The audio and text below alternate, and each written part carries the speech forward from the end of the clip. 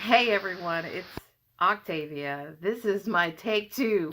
I totally did another video, and halfway through the video, my dad called. I tried to decline the call so I can call him back, and then the phone dropped, and instead of pausing the video, I hit stop. So this is kind of a representation of how my life has been in the past few months. So I'm just coming to you, letting you know what's going on. I am 2.5 years, on my journey of weight loss, and so I'm just going to start this over. I in August of 2016, I had weight loss surgery.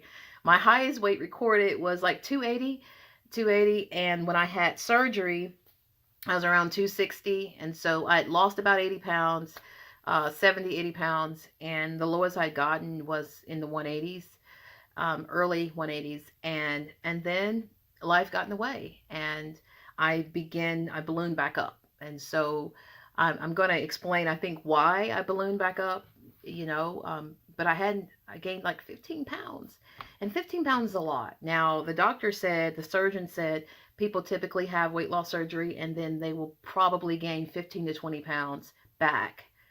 That's if they're not doing everything that they're supposed to do. And I was one of them. My husband's situation had gotten really, really serious, and I began to take care of him, and I stopped focusing on me and what was important with my life. No excuse. I dearly love my husband, and it's important to take care of him, but I failed to realize in taking care of me, that helps take care of him. And I used him as a crutch. I used him as the excuse. Um, all the while, he's gluten free, he's dairy free, he's losing weight, and I was letting the stress and things within allow me to snack and do things like that. So I ballooned back up to 200, my highest since weight loss surgery, to 204 pounds. Y'all, 204 pounds freaked me out. I was okay with the 200s. I was great, with that. I said 199, that's scary. But 204, seriously? How could you let this happen? And what separates me in this case from everyone else who continues to gain weight is that I realize I'm not going to let it go any further.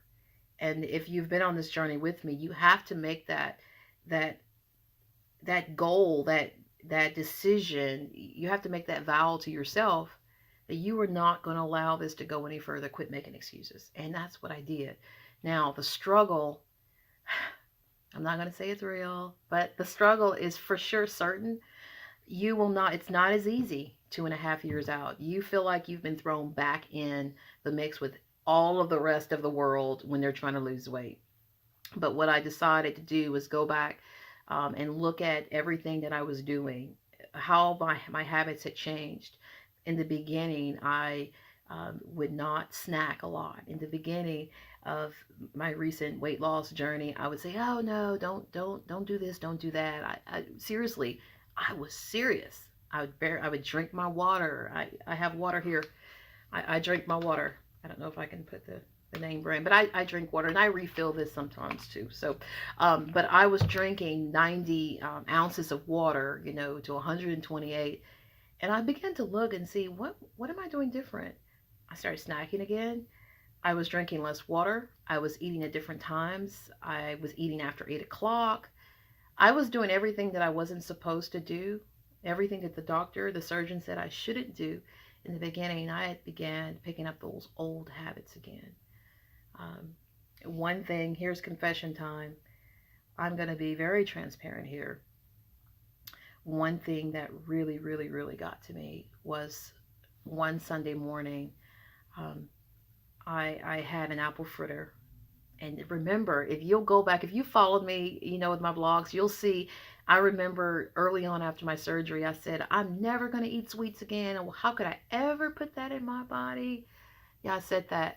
And this particular Sunday morning, I was undergoing a lot of stress. I would dare say a tad bit of depression. And depression comes from situations and struggles in your life. Having a husband that is battling MS. And I don't think I've ever talked about a lot of that on my vlogs, but my husband battles MS, and it affects his body, which is there again has changed the course of my life. And so, I picked up this apple fritter that morning and I secretly ate it because I really didn't want anybody to see me eating it. And before I knew it, the whole apple fritter was gone. So, what happens here? When you eat something that is not on your plan, you tell yourself, the old self says, well, you've already made a mistake. So, you've screwed up this morning. Might as well just go ahead and get the rest of the day done too. And then one day, just escalates or dominoes into another day. And then the next thing you know, you're back into a week eating the wrong thing. Well, here's the moment of transparency and truth I need to tell you. This particular day, with all of the stress I was going through, I ended up eating 2 apple fritters and 1 glazed twist. Now, they weren't done consecutively. I couldn't. My stomach is still small, but I ate them in increments. 3 yeast-filled donuts that I consumed, something that I said I would never do again, and I found myself doing it. That's embarrassing, and you wonder why the scale said 204. I did it. It wasn't the devil. It wasn't a spiritual attack. It was me falling back into my old habits. I could blame my husband. I would never. This was me falling back into old habits. I had to come to grips with what I was doing. I was bringing myself back to the old Octavia. I know. So I began to push everything aside, and I opened up my Excel spreadsheet and I began to look and see what was I doing 6 months ago that was allowing me to be healthy, a healthier me. Not just cute for the camera, I mean a healthier me. I had stopped drinking the water. Now here's the most ironic thing. I never stopped blogging. I never stopped monitoring everything, so to speak. I never stopped. Everything I would drink, I would still write it down. Everything I would eat, I would still notate it in my sheet. So I documented everything, even when it was bad. That's the one thing I continued to do. And so my body began to give me some issues because I was no longer treating it the way that God intended for me to treat it. So I had to change. I stopped exercising. Hadn't exercised in 6 months. I would go here and there and say, woohoo, I got it in. But I had stopped cardio. And you ask why? Well, life. But I had stopped making myself priority. And when you do not make yourself the priority before God, it's an old saying, you can't save someone else if you don't save yourself. If you're on an airplane, you put on your oxygen first if the plane is going down, and then you try to move about and help others. In EMS, we always say, make sure you protect yourself. So I can't help you if I don't make sure I've got my gloves on and I know what I need to do to assist you. I had stopped taking care of myself in order just to take care of my husband. And I had to come to that brutal reality that this was me. So the first thing I did, I forgave myself. I forgave myself for abusing my body with the wrong things. Do I still want something sweet and so-called yummy? Absolutely. Do I still want to splurge sometimes? Absolutely. But I know what happens when I do it. I know how it makes my body feel. So here I am this morning, 199, 200. I'm right there. I've lost some weight. Yay. I want to really be back into the 190s, and I want to get a little further down. I have a new goal. But I'm not so focused on the scale as I am listening to my body. When I get up in the morning, how I feel, I know how I feel. And let me tell you something, your weight does affect your attitude. It affects your physical body 100%. Don't let anyone tell you otherwise. So I'm back on track. I'm eating my protein. Oh, and I need to say this.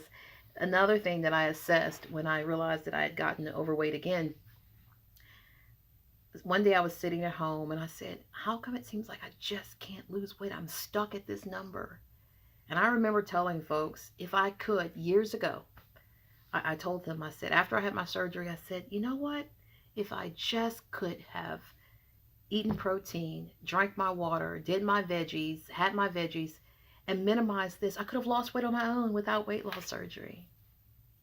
And I said, that's it. Now it's time for me to put my money where my mouth is. And so that's when I went back to my Excel sheet and looked at everything I documented. And I went back. That's the beauty and the power of documentation. You can go back and see where you were before. Because sometimes you just don't know where you're going if you don't know where you've been. So I went back, looked at my documentation, and realized what I was eating when I lost weight and when I was at the lowest part of my weight, and how good I felt, and how I was exercising and drinking water, getting fluids in. And I said, now it's time for me to actually see if this works. So yes, 4 or 5 pounds down, it does work. I think the surgery that took place 2.5 years ago, I mean, that's done. I've seen people gain weight. They've gained most of their weight back. Well, let me tell you, I refuse to allow that to happen again if I have a say-so. Certain things are out of our hand. But the snacking that we do, the things that we do, we can blame someone else and say, surgery failed me. I challenge you to start documenting everything you're eating and see if it's really the surgery or if it's really just you. And I had to take a deep look inside and see what it was. And sure enough, 3 donuts later, I put on weight. And that was just a small amount of what I'd eaten. I had really grazed a lot. So we are not cows. We are not animals. Well, but we were not meant to graze. We weren't. You know, so I know a lot of people talk about keto and all of that. This video is not about any of that. This is about me just going back to the basis of me drinking my water, getting in pure water. I mean, if you don't like water, you can put some stuff in it, but I'm telling you, there's nothing like water. When you're dehydrated, you feel it in your skin, you feel it everywhere. So if you stuck with me to the remainder of this video, this is one of the longest ones, get your water in. It makes your skin look better, feel better. Get your water in. Get your protein. And I love asparagus. Yes, I do wrap bacon around it. But I love asparagus and bacon. And get yourself some broccoli. Just get those veggies in. And I make sure I don't eat after a certain time. So quickly, you ask me, what do I do in a day? I get up in the morning. I do my devotion. I drink water. And I get myself a protein shake. If you don't like protein, scramble a couple of eggs and get 2 strips of bacon, or you can get turkey bacon, in my opinion. You just want to get some protein in your body. When you finish that, then you go into the lunchtime. Now, I'll do another video on intermittent fasting. Again, this is just for people who want to start off small. Just start off making sure you get protein in the morning. For lunch, if you want a snack, when you drink a lot of water, you're not as hungry as you think you normally would be. But if you want a snack, you get yourself 6 to 12 almonds. Make sure they're natural almonds, no salt on it. That will kind of tide you over to lunchtime. And for lunchtime, make sure you have a good protein. If steak is too much, get yourself chicken breast or get yourself some fish. And then you can do the asparagus wrapped in bacon or broccoli or something green. You want to have that. If you just need carbs, I'm not an advocate for bread because I can't say really no to it, so I don't want to put it in my body. But if you're good with a piece of toast, that's on you. Again, you're starting small. And then when you get for a snack, you can get sugar-free pudding if you want. And then for dinner, I would suggest you eat before 7 o'clock at night. That's important. And only drink after that until you go to bed. And if you don't have to drink, it's fine. But get most of your water in so you're not up through the middle of the night, you know, going to the little girl's room or little boy's room. Okay? So the next video will probably be on intermittent fasting and exercise and things like that. But this is for someone who says, you know what, I want to start off fresh. I'm not going to jump in. I'm not jumping in 100%. I just want to start somewhere. Start there. Get yourself something to eat during the day and just walk 20 minutes. Just walk. That will start you back off. So here I am confessing to you that I am human, and it's not about weight loss surgery. It is about you taking your life back and you doing it. So I'm down about 4 or 5 pounds. I'm grateful for that.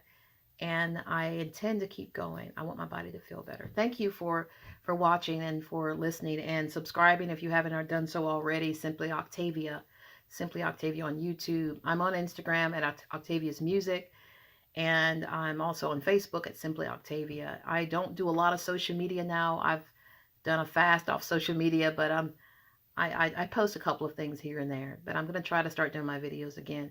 But if you stuck to the end of this video at almost 15 minutes, thank you so much.